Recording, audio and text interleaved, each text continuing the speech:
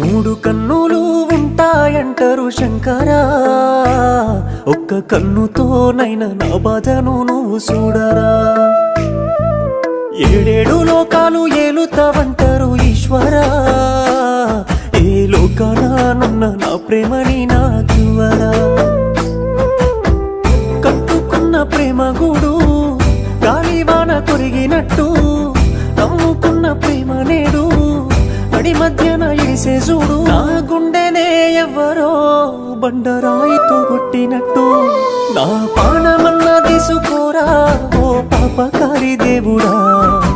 బాధ పెట్టి సంపకూరా బతుకునిచ్చింది నువ్వే